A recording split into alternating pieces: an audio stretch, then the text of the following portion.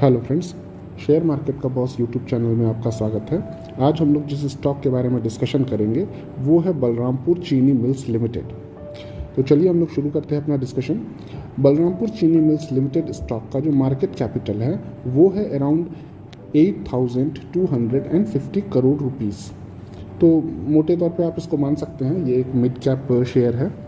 और इसका जो ROCE वैल्यू और ROE वैल्यू को अगर आप देखेंगे तो ये ग्रेटर दैन 15% की कैटेगरी को फुलफ़िल करता है।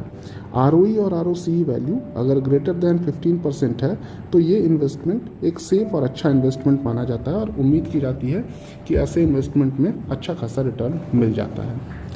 अब अगर हम लोग बात करें इसके डेब्ट टू इक्विटी रेशियो की, तो देखिए इसके ऊपर जो कर्ज है वो है इस समय 1211 करोड़ का, 1211 करोड़ का।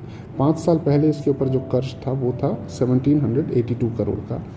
तो डेब्ट टू इक्विटी रेशियो की अगर बात करें तो ये है 0.44, जो कि ओके की कैटेगरी में आता है, क्योंकि अगर ये 2.0 से अधिक है तब तो ये अलार्मिंग सिचुएशन माना जाता है।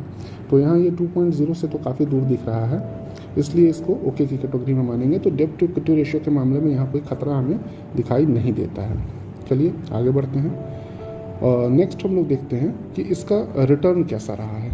तो रिटर्न के बारे में हम लोग आगे चल के और डिस्कशन करेंगे। ऐसे एक शॉर्ट मतलब बिल्कुल जल्दी में मैं आपको दिखा दे रहा हूँ पिछले 5 साल में इसका ग्राफ कैसे आगे बढ़ा है और पिछले 10 साल में इसका ग्राफ कैसे आगे बढ़ा है।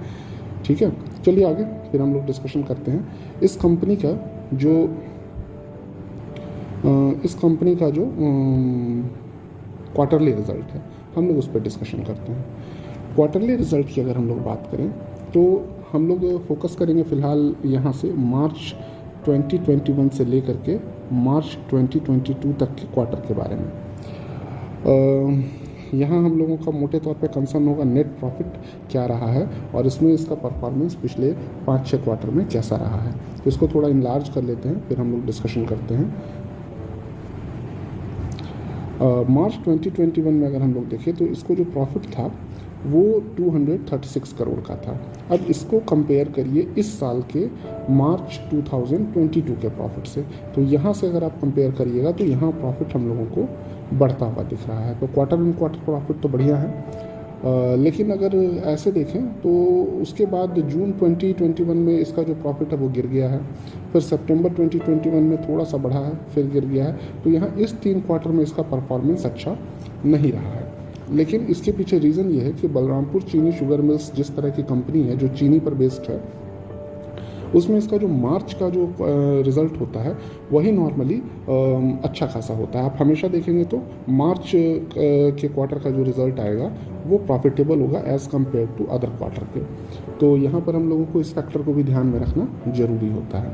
ईयरली रिज़ल्ट की अगर बात करें तो हम लोग के पास 2011 से लेकर के अभी तक का डेटा है और यहाँ पर भी हम लोग नेट प्रॉफिट पे ज़्यादा फोकस करेंगे। तो अगर हम लोग इसके पिछले 3-4 सालों के डेटा पर फोकस करें तो उसके पहले हम ज़रा इनलार्ज कर लेते हैं। तो अब अगर हम लोग देखें तो इसका जो मार्च 2018 से भी अगर हम लोग शुरू करें तो 232 करोड़, फिर 576 करोड़, फिर 519 करोड़, 480 करोड़ एंड 465 करोड़।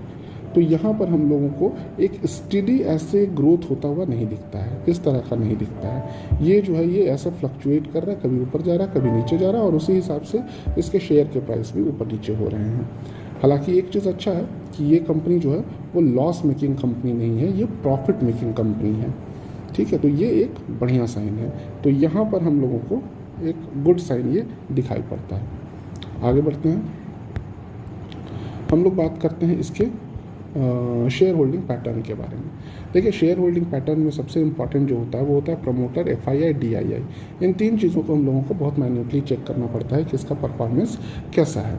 तो थोड़ा सा इनलार्ज अगर हम कर लें, और इनलार्ज करने के पहले मैं आपको एक दिखा देता हूँ कि प्रमोटर का इसका जो परसेंटेज था वो 41.10 था, जो कि समय के साथ लगभग यही आसपास में बना रहा और अभी हाल में प्रमोटर ने अपने परसेंटेज को बढ़ा लिया है। ये कर लिया है, ये देखिए 42.42% कर लिया है। तो ये एक बढ़िया साइन है, इसको नेगेटिव साइन नहीं माना जाता है। और अगर हम लोग बात करें DI और FII की, तो FII का पहले 26% था, तो FII ने पिछले कुछ समय से लगातार बिकवाली की है और इसका परसेंटेज काफ़ी गिरा है। उसी तरह DII की अगर बात करें तो DII ने शेयर खरीदे हैं, चूँकि FII ने बेचे हैं तो ऑब्वियसली DII अच्छा खासा शेयर खरीद लेता है। पब्लिक के पास जो शेयर थे वो अब कम हो गए हैं, ये एक गुड साइन है। तो पब्लिक के पास हमारे शेयर कम हुए हैं, FII के पास जो परसेंटेज थे शेयर के वो गिर गए हैं, DII के पास जो परसेंटेज थे वो बढ़ गए हैं, प्रोमोटर के पास जो परसेंटेज थे वो बढ़ गए हैं। तो ये हमारे पास गुड और बैड साइन है। तो यहाँ पर अगर आप ध्यान देंगे तो देखिए ये जो DII है, कभी इनके पास 21.57 था, अब इनके पास 17% शेयर है। तो ये एक थोड़ा सा कंसर्न का चीज़ है। लेकिन ये इस कंपनी के बारे में ही केवल नहीं है, आप पूरे इंडियन शेयर मार्केट में अगर देखेंगे तो लगभग सभी कंपनियों में FII का जो परसेंटेज है वो डाउन साइड गया है। तो यही इस शेयर का एक शॉर्ट में फंडामेंटल एनालिसिस है। अब हम लोग आ जाते हैं, ज़रा टेक्निकल की बात कर लेते हैं। तो अगर हम लोग टेक्निकल की बात करें तो यहाँ देखिए ये जो शेयर है वो पिछले कुछ समय से लगातार दबाव में चल रहा है और पिछले कुछ समय से इस शेयर में हम लोगों को अच्छा खासा डाउनफॉल देखने को मिलता है। तो ये डाउनफॉल जो है ये निफ्टी के ही लाइन पर है, हालांकि निफ्टी इतना तेज़ी से नहीं गिरा है जितना तेज़ी से ये शेयर गिर गया है।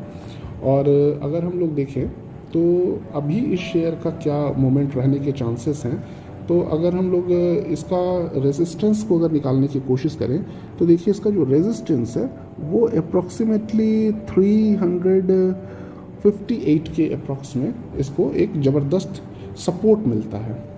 यहाँ तो इसका सपोर्ट हो गया। और अगर रेजिस्टेंस की बात करें तो हम लोगों को अराउंड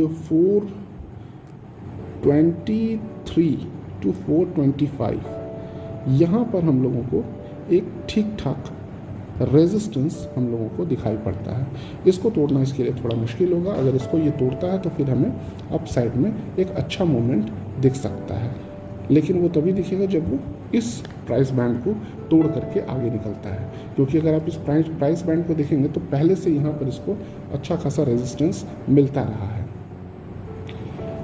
तो फ्रेंड्स आज के इस वीडियो में इतना ही। आई होप आपको ये वीडियो यूज़फुल लगा होगा। अगर आपको ये वीडियो अच्छा लगा हो तो प्लीज़ इसको शेयर करें, सब्सक्राइब करें और लाइक करें।